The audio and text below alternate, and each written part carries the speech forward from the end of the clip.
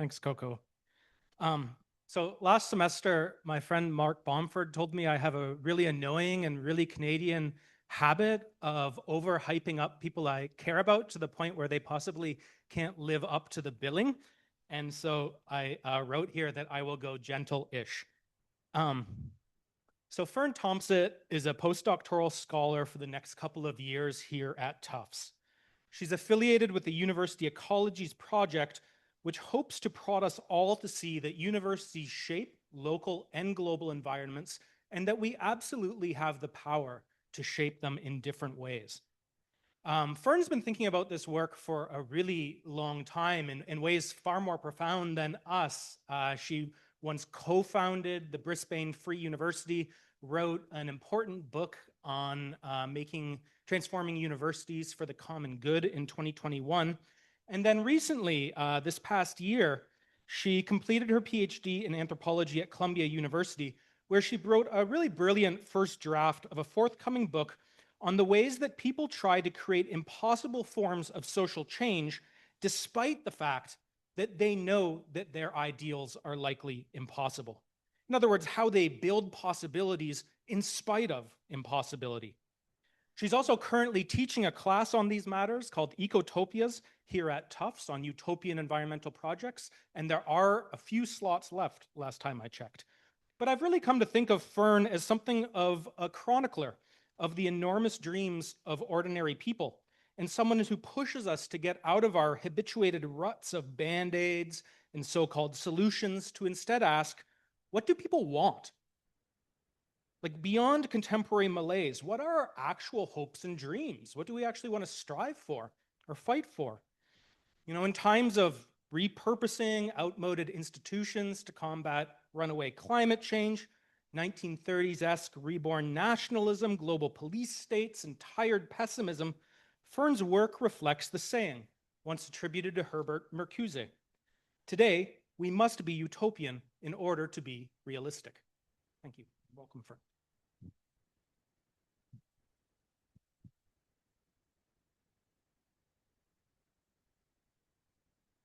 Thank you so much, Alex. Is my mic on? Okay, great. It was a really beautiful intro. I feel like I just learned things about myself, which is a really sort of nice way to be introduced. Thank you again for the introduction. Thank you all so much for coming and for being here. Thank you especially to Coco and Sinette for all of your organizing. I so enjoyed these talks last semester, and so I feel really honored to be able to contribute one myself. It's really nice to be here. And I'm thrilled to be part of the University Ecologies project. This could be Tufts. Imagine that. Next year, that's the aim. All right, I'm reading from my notes because this is some new material that I'm working with, so please forgive the reading. But I look forward to your questions at the end. Okay. As many of you might know, 2025 was one of the 3 hottest years on record. The other 2 were 2023 and 2024. Globally, we're seeing more frequent and severe floods, hurricanes, wildfires, drought, sea level rise, ocean acidification, and a level of biodiversity loss that some people are calling the 6th mass extinction. These are probably things I don't need to remind you about, but I'm naming them here as a way of saying that if we are tuned into this state of the environment, and imagining that many of us in this room are, it can be really easy to fall into a kind of dystopian thinking. Dystopia in ancient Greek literally just means bad place. And so I'm using the word to mean a way of seeing the world as characterized by great suffering. We can see this kind of thinking in the genre of climate fiction, for example, where there are many portrayals of dystopian futures that build out from today's climate crisis. Why am I starting off this talk in a bad place? Well, largely to make the point that it can be difficult to imagine utopian futures, or even to think about the present in utopian terms. In fact, utopianism can get a bit of a bad rap. Calling something utopian can be a way of dismissing it out of hand as a flight of fancy or as an unrealistic pie-in-the-sky vision. utopian is often used as a synonym for impossible, quite simply. But in this talk, I want to try to redeem utopianism, and specifically ecotopianism, a kind of ecological utopia.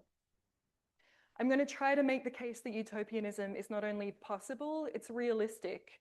And in fact, it's not only realistic, it's already here. It just may not quite look how you expect it to look. Maybe this is the kind of thing that we imagine. It's one of my favorite artists, reimagining neighborhoods in Brooklyn through an ecotopian lens. Okay, so sorry to take you away from that beauty. But in this talk, I'm going to start by going back to the origins of the term utopia with Thomas More in the early 16th century. And I'm going back here to show that even though the literal meaning of the word utopia is nowhere, the original utopia was in fact very much connected to a real time and place. We'll then go to the 1975 novel Ecotopia, which can help us see that utopian visions are realistic, even if when taken as a whole, they may seem audacious. We'll briefly detour via Brook Farm, which is local, that's why it's smaller. And I'll close by saying a little bit about my own anthropological research with members of the anti-civilization movement in the Pacific Northwest who are attempting to build ecotopias of their own. Okay, but first, let me just rewind a little bit to tell you a bit about how I became interested in this line of thinking. So a bit over a decade ago, I was living in Brisbane, Australia, which Alex mentioned. I'd trained as a cultural anthropologist and I was working in what's called native title. Some of you may have heard of. It's an Australian legal framework for recognizing Aboriginal people's rights to their ancestral lands. That work was rewarding at times, but very often it was incredibly slow, costly, with very uncertain results for people. At the same time, in 2014, Brisbane, Australia was to host the G20 summit, which some of you may have heard of. It's an annual meeting of world leaders who make decisions that will affect many of us. My friends and I were concerned because climate change had been removed from the G20 agenda by the then Australian Prime Minister Tony Abbott, who said he didn't want it to get in the way of the more important goal of economic growth. So, in response, we organized our own summit, which we called the People's Summit. Over 3 days, the same 3 days as the official G20, we held around 60 free public workshops on the topics we thought were missing from the official G20 agenda. And they were especially topics to do with environmental protection and the rights of Indigenous people. Our summit was a success, but in its aftermath, I had really mixed feelings. I'd just spent 3 days discussing issues I cared deeply about, and I knew that at the same time, the then Australian government was making a whole slew of decisions in exactly the opposite direction. For example, in 2014, they approved a coal mine that would have required the dredging of the Great Barrier Reef, which is already dying. Anyway, all of this to say, in the aftermath of the summit, I felt equal parts inspired and powerless. But the thing that got me out of this stuck place was that I became fascinated by what I'm going to talk about as utopian projects. I started looking for all the ways in which people start making the worlds that they want to live in with whatever means they have at their disposal. Also, this seemed to be a perfect project for a cultural anthropologist. Anthropology, as I knew from my undergraduate training, is the study of human societies in all of their diversity. Given this focus, anthropology can show us that no part of our own society is inevitable. The anthropologist David Graeber, who some of you may have heard of, wrote that anthropology opens windows on other possible forms of human social existence. It serves as a constant reminder that most of what we assume to be immutable has been, in other times and places, arranged quite differently, and therefore that human possibilities are in almost every way greater than we ordinarily imagine.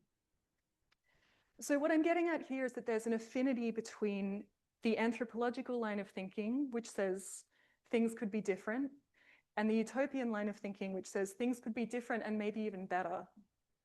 So this became my graduate work in anthropology. For my PhD, I lived for several years with a contemporary ecotopian project, which I I'll talk more about at the end. Okay, let's begin all the way back in 1516 when Thomas More, who's here, can you see, am I in the way of these slides? Okay, great. An English lawyer invented the term utopia in his book of the same name. More's utopia is a fictional island that we can see here in this early illustration. As some of you may know, the word utopia is a pun. I apologize for the terrible graphics, but I just wanted to use this to make the point. It sounds like, the word sounds like two different words that mean slightly different things. The U in ancient Greek usually means no, while utopia means place. So utopia means no place or nowhere. But the U at the beginning can also mean good, as in good place. So when this dual meaning is taken into account, utopia can be interpreted to mean the good place which doesn't actually exist. But I would argue that the utopia that More describes isn't exactly no place. It's actually only a few steps removed from the very real place in which More composed his book. More wrote Utopia as a critique of the England of his time. The first half of the book is a fictional conversation involving himself and a traveler named Hythlodaeus, who's lived in Utopia for 5 years. Hythlodaeus is scathingly critical of English politics. He attacks the unchecked power of kings who are constantly starting pointless and expensive wars, the use of capital punishment for theft, and this is what I want to focus on here, the enclosure of the commons. Some of you may have heard of this, some possibly know. So just briefly, the enclosure of the commons took place over many centuries in England. The commons were lands that were usually owned by members of the nobility, but accessible to villagers who used them to grow food, raise animals, gather, etc. But over time and for a variety of reasons, landowners began to enclose these lands for their own exclusive use.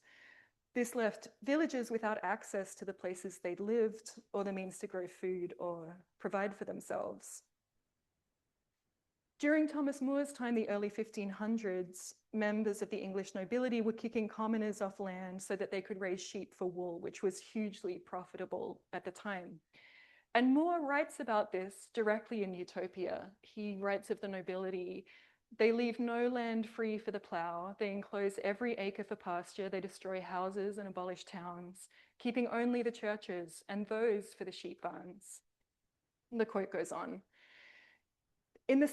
So essentially, More was weighing in on the very real issues of his time: access to land, food security, the increasing wealth of the wealthy, and the destitution of the lower classes.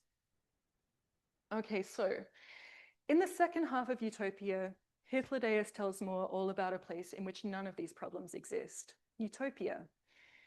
In Utopia, all property, especially land, is shared communally. There's no such thing as private property. There's no unemployment. The workday is only 6 hours long. Most of Utopians' time is leisure time. Everyone learns agricultural labor. No one is forced to do only that. Utopians rotate in and out of the farming work that provides for everyone. Theft is non-existent. Why steal when your needs are all provided for? And there's no such thing as upper or lower classes. All citizens are equal. So there's a lot in this utopia that sounds great, at least to me. But in other ways, it's not a good place. This is a world in which households have slaves, in which utopians will routinely establish colonies on the mainland when their population gets too high. So More's utopia is one we want to think about critically. It's not one we want to emulate, at least not all of its aspects. And there's more to say about More's utopia, but I'm going to leave it at that because I just want to make two main points before I move on. So the first point I want to make is that More's utopia is concerned with what we might now call political ecology. And by political ecology, I mean a way of exploring how power dynamics shape the relationships between society and nature, right? So in the first part of Utopia, More is directing us to think about how members of the landowning upper classes who have more money and power are able to block lower class people's access to land and their land-based livelihoods.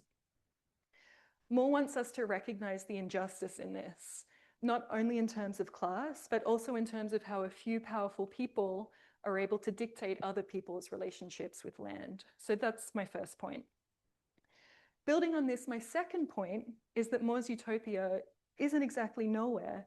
I'd say it lies in between the real and the imagined, but it touches on both realms at once. To explain, in the first part of Utopia, Moore diagnoses what he sees as the biggest problems in English society: wealth disparity, unequal access to land, unequal food security. In the second part of the book, he lays out a series of propositions that he thinks might fix these problems.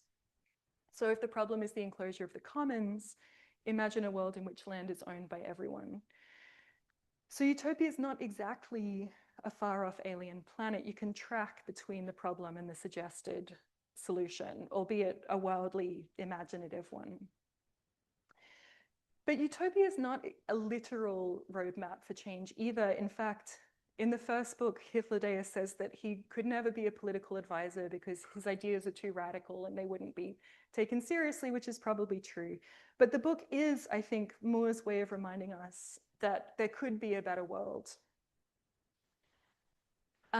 This is 500 years later. Moore's Utopia clearly continues to resonate. This is one of my favorite artistic engagements with it. It's an artist, Rory Macbeth, who painted every word of the book on the side of this disused factory in England. Okay, so there've been many, many versions of Utopia over the centuries since Moore's original one, some of which have been really driven by environmental concerns. So we're going to shift now to 1975, when Ernest Callenbach published his novel Ecotopia. Who was Ernest Callenbach? Callenbach was a film buff, actually, who worked as a copywriter for the University of California Press from the 1950s onwards. And while he was there, he just began editing the press's natural history guides, which drew him to develop an interest in the science of ecology as an amateur. Callenbach never really became known as a literary figure in the true sense of the term.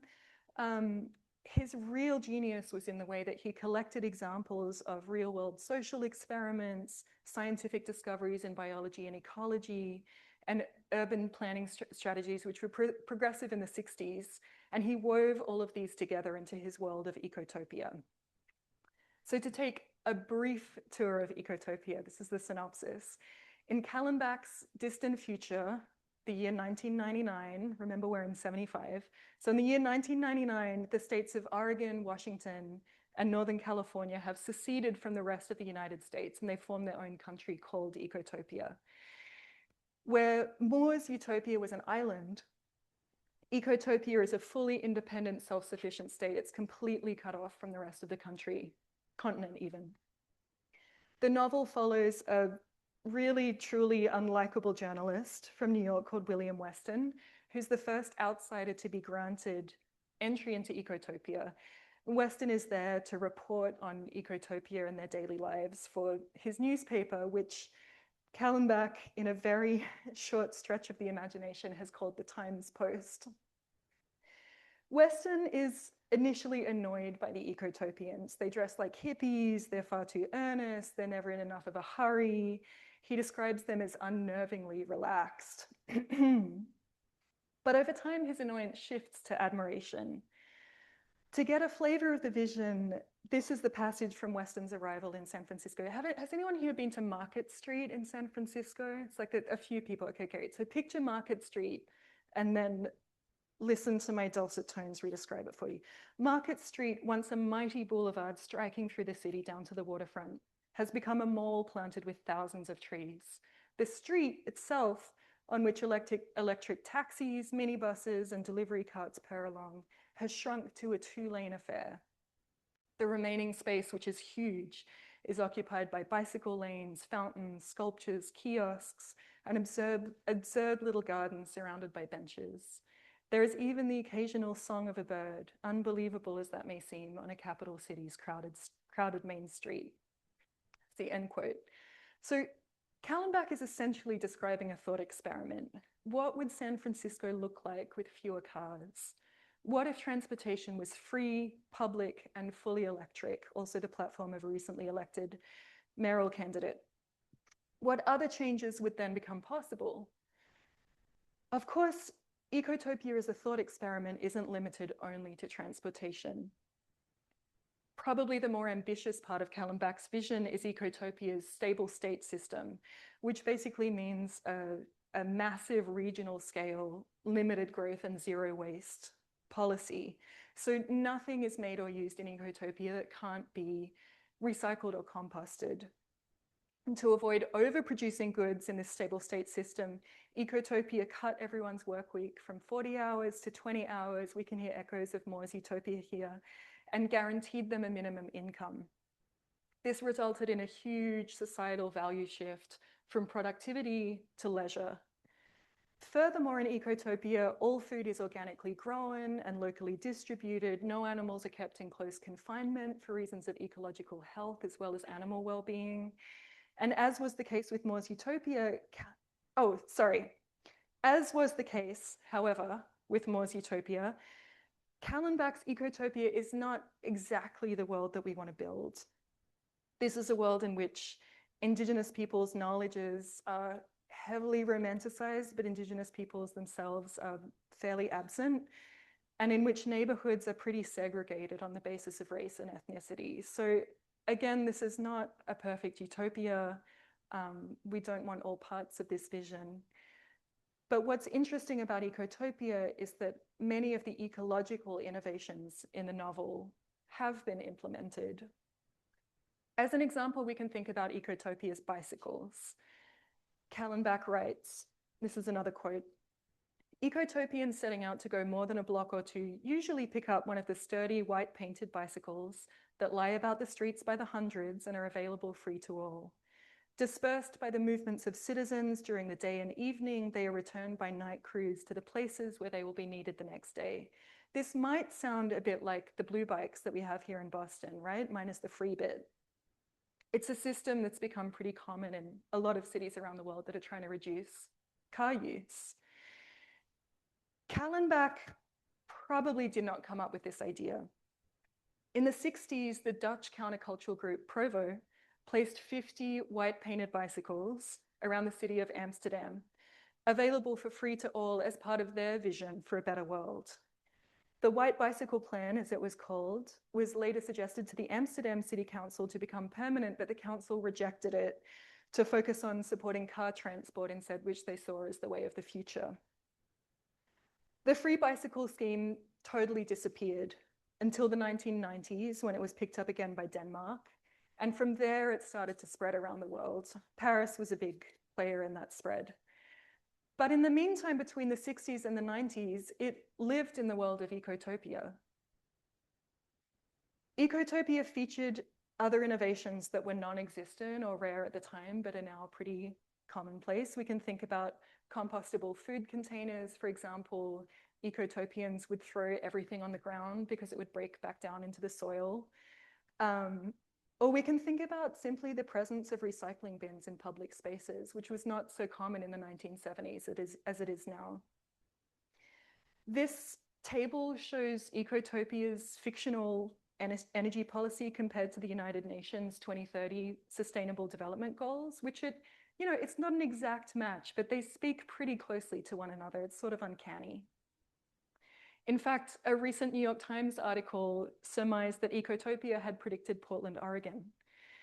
My point is not that these things were taken straight out of Callenbach's pages and into the world. It's far more likely that Callenbach himself collected them from around the world and put them all in the one place. But my point is that even though Callenbach's vision, taken as a whole, may seem audacious, his ecological vision, I'm meaning, if we break that vision down into its component pieces, each piece falls pretty squarely into the realm of the possible. So similarly to what we saw with More's Utopia, in Ecotopia, we have a critique, which is implicit here in the book. The critique is that the mainstream American economy is ecologically unsustainable. And we have a set of propositions to respond to that critique, some of which I've outlined. The difference here is that many of these propositions now do exist in the real world. Callenbach himself didn't anticipate that his book would be taken seriously at all, so this was not a roadmap for change. But he did see the value in using fiction as a vehicle for describing other possible worlds. And here he is, toward the end of his life, saying, it's so hard to imagine anything fundamentally different from what we have now. But without these alternate visions, we get stuck on dead center. And we better get ready. We need to know where we'd like to go. All right, so let's ourselves step out of the pages and into the real world to look at some ecotopian projects. There've been a great number of utopian projects based on ecological principles here in the United States. And I can't talk about them without saying that there's an imbrication between many of these real world utopian projects and settler colonialism here, in that land was made available to non-Indigenous people involved in actioning these projects through the dispossession of Indigenous people. So this is a fraught history, even though it's a prolific history. Amongst the prolific examples, one of the better known was Brook Farm, just right outside of Boston in West Roxbury, I believe. How many people have heard of Brook Farm already? A few. Just a few. Oh, wow. Okay, well, Brook Farm existed for only 6 years, so it's not a long time. But it really made a mark in the history books. It was originally a transcendentalist project and involved a number of well-known intellectuals from this area. Ralph Waldo Emerson visited there frequently, Margaret Fuller as well. Nathaniel Hawthorne was a shareholder. But as well as these well-known figures, there were around 70 to 80 people who lived there full-time. It was about a 170-acre property, from memory, I think. Brook Farm was a true communalist experiment. Members shared equally in their work. They were paid equally. They upheld leisure of being of great importance. It wasn't explicitly founded on ecological principles, but they're not totally absent in the vision either. The Brook Farmers sought to harmonize physical and intellectual labor. They saw this as the foundation of their well-being, but it was important to them that the physical labor be in a clean, wholesome outdoor environment, far away from the corruption of urban industrialism. It was also important that the farm aimed to grow and produce food for its residents. By all accounts, Brook Farm was a scintillating, playful, creative, fun place, but from the beginning it was plagued by troubles with money. Their soil was poor and didn't produce much. They were constantly in debt, and after a fire destroyed their main building, the project disbanded.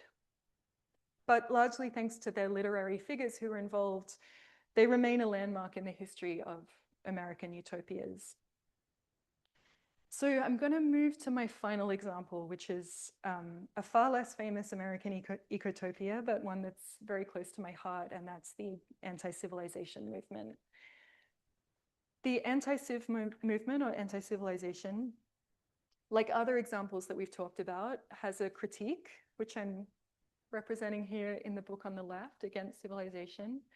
And it also has an ecotopian vision, which is often expressed through speculative fiction, like this book on the right by Margaret Killjoy, A Country of Ghosts. The anti-civ critique is of the idea that human beings are separate from and superior to the natural world, and that the natural world is there to be tamed and used for its resources. Anti-civ folks trace this idea through certain Western societies of which they recognize themselves as part, even as they're trying to distance themselves ethically from those premises. And they see this idea being expressed through industrial uses of landscapes, so through large-scale mining, logging, mass agriculture, etc. They also see this idea shaping social relationships. So they see the idea of separation and domination carrying over from the way people treat nature to the way that people treat one another. The anti-civ ecotopian vision is one of egalitarianism, then, not only between people, but also between people and non-human beings, or all parts of the ecosystem. I'm really oversimplifying it here, but in some ways, when you boil it down, there is kind of a simplicity to the premise. The movement is centered mostly in the Pacific Northwest, the same place as Callenbach's Ecotopia was situated. And in fact, some anti-civ folks read Ecotopia for its vision of bioregionalism, which is the idea that borders should follow ecological regions rather than being politically defined. Some of them are inspired by other speculative fiction. For instance, if any of you know Starhawk's novel, The Fifth Sacred Thing, many of them look to that novel as a way to think through what a kind of modern human egalitarianism might look like in practice. And many of them work towards this vision, somewhat like the Brook farmers, by forming land-based communities in which they develop their own ways of living differently. So as I mentioned earlier in this talk, I became curious about what it would mean to build real ecotopias within our own world. And I feel lucky to have been able to explore this curiosity as an anthropologist. And what I mean by that is that approaching this work as an anthropologist gave me a way to really dig deep into these projects by living there for several years myself, which helped me to get a sense of the incredible subtlety that can go into building these real lived ecotopian projects. So as an anthropologist, I spent around 3 years all up living across a few of these different communities in the Pacific Northwest. And this photo is of a place that I call the Ranch, which is the community where I ended up spending most of my time. The ranch is on a tiny piece of land. It's only 3 acres, but they're a community of around 8 people, have been working together for about a decade to try to make it work living together, sharing the work equally, and building more ecologically sustainable ways of being. In this shot, as I remember, we're attempting to reach consensus about which seedlings should be planted in the ground and which we should keep on incubating. And as any of you know who've been involved in consensus-based decision-making, it takes hours. We were probably there for like 3 hours, which is why someone took a photo of it. But what does it look like to build these alternative worlds? There's a lot of different things I could talk about, but I think food is a pretty good thing to focus on, it being lunchtime and all. Anti-civ people try to live by taking every part of the ecosystem seriously. And for them, this means avoiding mass industrial agriculture and instead trying to grow as much food as they can, hyper-locally and organically. It's sort of a vision that's similar to Callenbach's Ecotopia, but it gets really complicated in practice, or it can do, it does here. As you might imagine, people who are interested in anti-civ ideas don't tend to start out with oodles of money. And this matters when it comes to land. The ranch here is on a piece of land that its community could afford, which means that, as was the case for Brook Farm, it's not great land for growing food. It's shady, it's cold and wet, it's in a rain belt, and the soil quality is really poor. Add to this the difficulty of feeding yourself when philosophically you're wanting to be egalitarian with all of the other critters who are trying to eat your garden. There's moles, voles, deer, elk, insects, the list goes on and on. Ideally, my friends at the ranch would want to be not growing, but foraging wild foods from the forest as much as possible, which is what they think of as the most sustainable way of living. But a lot of forest land in the Pacific Northwest gets logged regularly, which means it gets sprayed with glyphosate, which is a toxic herbicide. So that gets tricky. And on top of all of this, of course, there's climate change. You may remember hearing about the heat dome in the Pacific Northwest in 2021. There was the atmospheric river that flooded a lot of the region just last month. All of these weather phenomena are made more extreme by climate change and more unpredictable, and they all affect people's abilities to find or grow food. So while at the ranch, we were able to provide for ourselves to some extent, we also fell back on going to the supermarket like everybody else. It's a both and imperfect kind of ecotopian world making. So I'm not pointing out these limitations to rain on anyone's parade. I'm just trying to make the point that building an ecotopia in the real world is really complicated. In fact, if you were to spend an afternoon at the ranch and I hadn't said all these things about it, it probably wouldn't be obvious that it was an ecotopian project at all. And I think that many real world ecotopias or utopian projects in general can be really easy to miss. Okay, so what does all of this mean? I'm starting to try to bring it together here. Earlier in this talk, I made the point that fictional and real utopias may have more overlap than we would expect. But there are also some really important differences between them. Real world utopias like Brook Farm or the ranch are not islands like Moore's Utopia. They're not isolationist states like Callenbach's Ecotopia. And all of that's to say, they're not bubbles and they're not operating in conditions of their own invention. That belongs to the world of fiction. And so they grapple with their place within these broader structures. In many ways, that can be a good thing, especially when it comes to fraught political structures. So for example, the Brook farmers had a strong abolitionist politics, and they believed, however naively, that if they could convince the rest of the nation that communal work was the way to go, they would do away with the very basis for slavery, wage labor, and other forms of exploitative work. The community members at the ranch contend with the tensions between being non-Indigenous landowners and supporting Indigenous sovereignty. And so even as they build their own work on their 3 acres, they contribute to Indigenous-led land back campaigns. They see these things as going together, although they're in tension. But other kinds of broader structures are challenging. Real-world ecotopias have to grapple with unaffordable real estate markets, climate change, toxicity, biodiversity loss, the list goes on. So they're tangled up in these webs. They're difficult to perceive as worlds because they're not, they're in the world.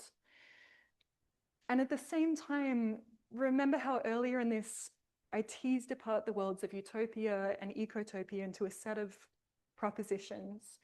Well, what I'm thinking is that we can do the same with these real world ecotopias, but in reverse, which is to say it can be easier sometimes to see the set of propositions than it is to see the bigger vision that they're building towards. So for instance, to take the blue bikes example, right? We can see the blue bikes in Boston as blue bikes. It's not always easy to see that there might be a bigger vision underlying them, as was the case for Provo's experiments with free bikes in Amsterdam or with the bikes in Ecotopia. And I might be wrong, they might just be bikes, but it's also possible that they're one piece in an idea of an entirely different world.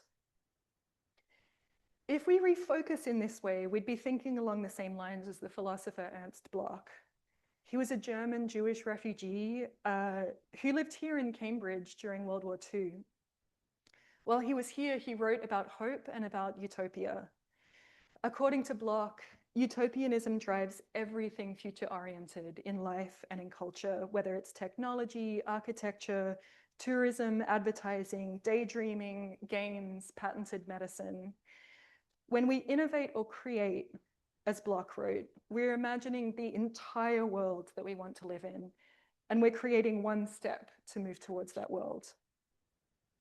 The same goes, of course, for ecotopias. We don't have to look to places like Brook Farm or the ranch. We can look at pollinator gardens, wildlife sanctuaries, mending circles, buy nothing days, transition towns, community gardens. I could name many more things.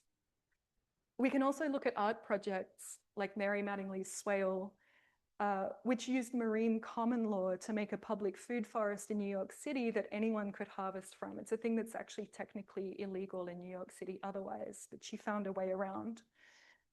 All of these things might be pieces of a far larger vision.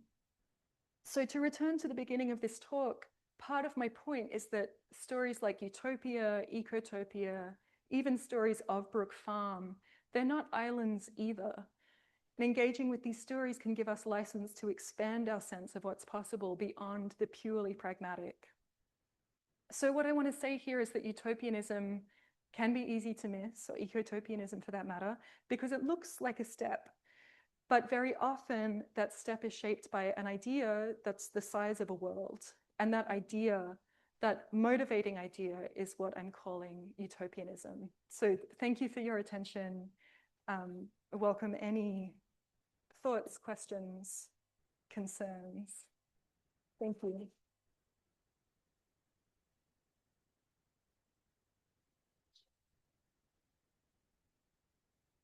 Do we have any questions from the audience?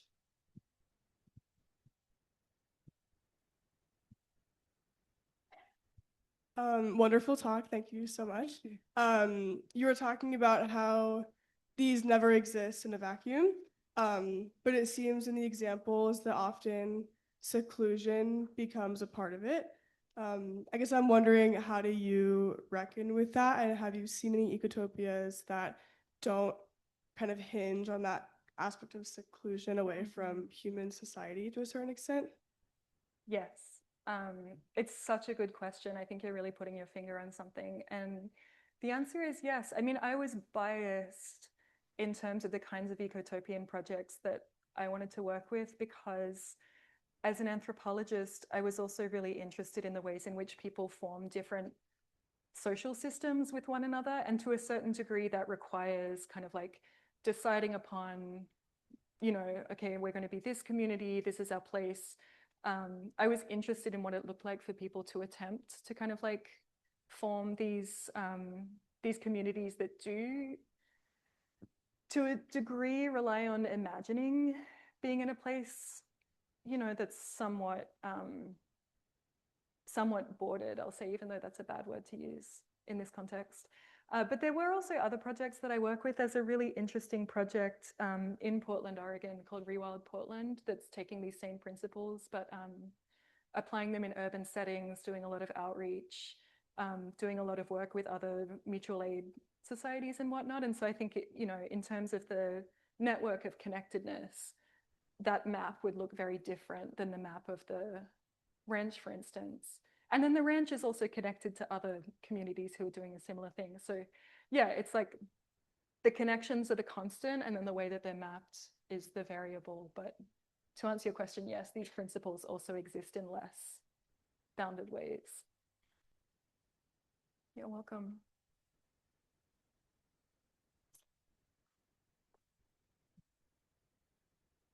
Thank you so much. So I have a question, and really just this thought came in my mind as you were presenting. So it's not really a very well thought out idea, but you know, sort of a lot of times the examples that we hear about utopia or ecotopia, or like, you know, sort of attempts at simulating something like that, are often based in the global north, right? So I lived in the Bay Area, you know, sort of I saw a lot of those, you know, Pacific Northwest that you talked about.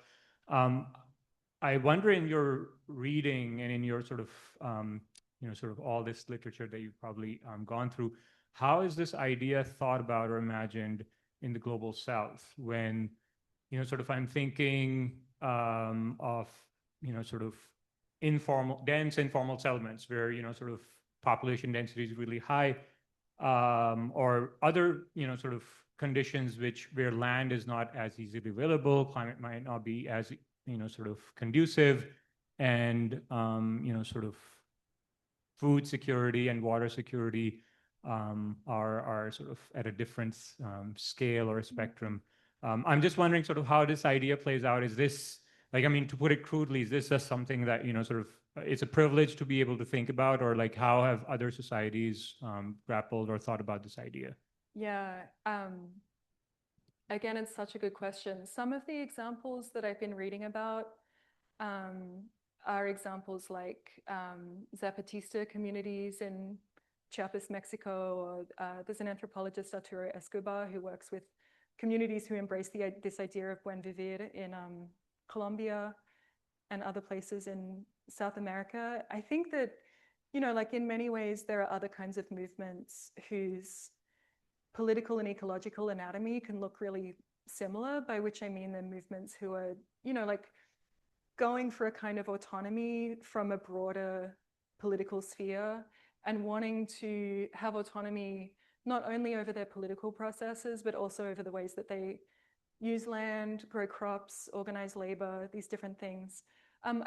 I hesitate to use the same terminology because I think that, you know, a lot of these projects are projects that might be called survivance or resurgence, or there are other kind of like historical contexts that make them look different to the kinds of associations that have become attached to a kind of utopianism. But I think, yeah, there's some generative similarities between them as well. I'm not sure if that goes partway to answering your question. While we wait for another question, I'm going to start. I was thinking during your talk in my egg-headed professorly way that, we have a lot of courses on policy design. We have a lot of courses on solutions-oriented projects. But what would you think of a university-based class on utopian design or like cultivating the utopian imagination? Is that bringing it too much into the open, too much into institutional space, too much into this or that? Like, just especially given your long history of thinking about the university and space of possibility, what do you think about the kind of, I'm putting the scales here, but the institutionalization of utopian thinking and design and cultivating? Yeah, I really like this question. I mean, like, one of the things that comes to mind is to go back to this quote by David Graeber that, like, things have been so different over the course of human history and could always be different. And I think, when I was starting to look into critical university studies, I read some of the histories of university themselves and the way in which they emerged from these, like fully student-run projects in Italy. I think they were first in Bologna, maybe. Is that right, Sylvie?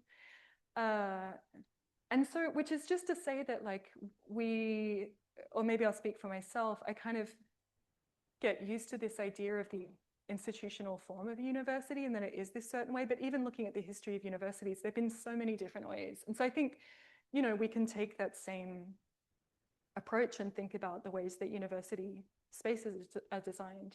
They can look like so many different things. And thinking about the sculpture installation that we found in or Sylvia found in the archives that was supposed to go through the center of the quad, right? These spaces can be redesigned, interrupted, reimagined. They can be used to make all different kinds of statements. And so I think it's exciting to me that those histories are there. I think in some ways that gives us grounds to dream ways of using these spaces otherwise into the future as well.